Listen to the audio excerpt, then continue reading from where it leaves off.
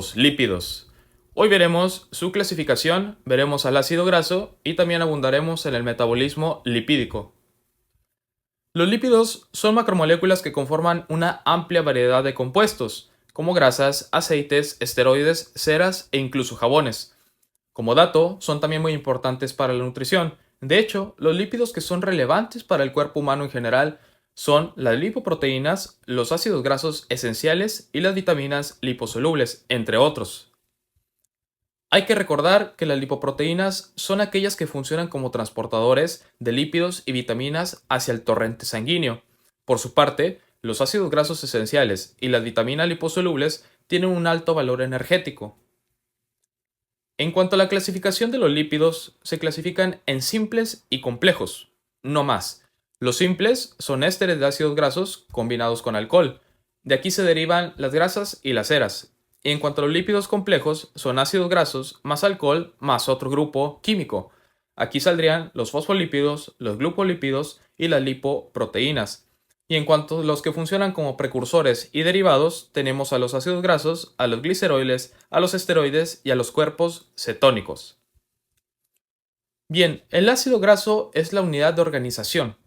Son la unidad de organización de los lípidos. Por eso, en su definición encontramos que son ácidos carboxílicos y se van a clasificar de acuerdo al número de enlaces dobles que posean, siendo los saturados aquellos que no tienen ningún enlace doble y los insaturados los que se pueden clasificar o subclasificar de la siguiente forma: monoinsaturados, que poseen un solo enlace doble, y los poliinsaturados, que poseen más de dos enlaces dobles. En cuanto a la digestión de los lípidos deben ser adaptados para que el tubo digestivo los pueda aceptar. De esta forma, el estómago y el tubo digestivo superior hacen movimientos de peristalsis y el estómago, con su contenido gástrico, empieza también a contribuir a esa adaptación de los lípidos.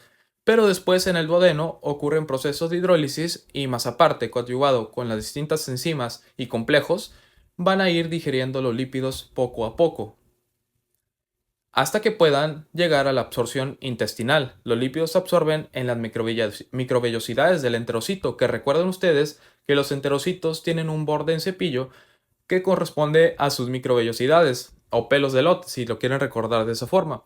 Estas microvellosidades les permiten expander su área de contacto y por lo tanto su área de absorción, para así poder captar una mayor cantidad de nutrientes.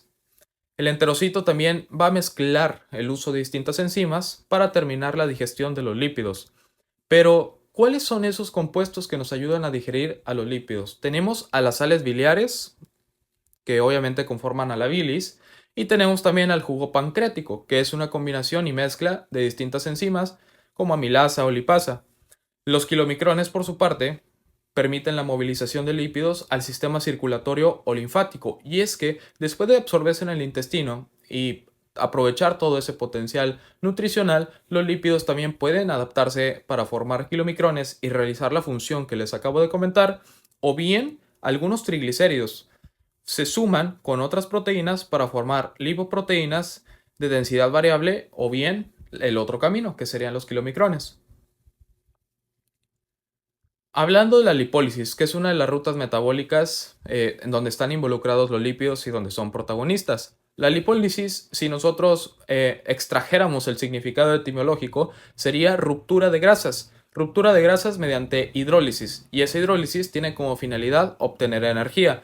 Este proceso va a ocurrir en el citoplasma. ¿Cuáles son esos productos que resultan de la lipólisis? Tenemos a los ácidos grasos y al glicerol, los cuales, por cierto, son productos muy importantes, pero los ácidos grasos en concreto entran a la beta oxidación. La beta oxidación a acetilcoenzima A, y la acetilcoenzima A ya puede entrar de ruedo al ciclo de Krebs. La oxidación de los ácidos grasos ocurre principalmente en necesidad de energía. Va a comenzar movilizando las reservas de triglicéridos que nosotros poseemos para poder obtener energía. ¿Y a dónde la va a movilizar? A órganos que sean capaces de aprovechar todo ese metabolismo energético, como por ejemplo el músculo esquelético. La principal vía de oxidación, pues, es la beta oxidación, que va a ocurrir en la matriz interna de nuestras mitocondrias. Y hablando de la beta oxidación, la beta oxidación degrada el ácido graso hasta llegar a su forma activa, que sería la acetilcoenzima A. Hay que hacer sucesivas oxidaciones que dejan productos, y esos productos son los siguientes sustratos: una molécula de FADH, que equivale a 2 ATPs, y una molécula de NADH, que equivale a 2.5 o a 3 ATPs. Por lo tanto, dan una muy buena tajada de energía, en contraste con los carbohidratos, que si bien son la fuente de energía más rápida, recuerden ustedes que los lípidos por gramo dan 9 kilocalorías, lo que casi duplica el valor energético que nos da cada gramo de carbohidratos. Sin embargo, los carbohidratos siguen siendo la vía más rápida, por eso los lípidos quedan relegados como una reserva energética en casos de necesidad. Y de hecho, ese es el principio de la dieta cetogénica: disminuir el consumo de hidratos de carbono para maximizar el consumo de grasas y hacer que éstas funcionen como energía. Bien, esta es una foto o una imagen o una ilustración de cómo sería la energía y los lípidos. Más o menos funciona convirtiendo los derivados de los ácidos grasos en sustratos adaptables a la cadena de transporte electrónico que pudieran ingresar hacia el ciclo de Krebs una vez convertidos en acetilcoenzima A, y de esta forma obtener ATP. ¿Cuáles son los puntos más importantes acerca de este tema? Número 1. Los lípidos proporcionan más energía que los hidratos de carbono gracias a su número de carbonos.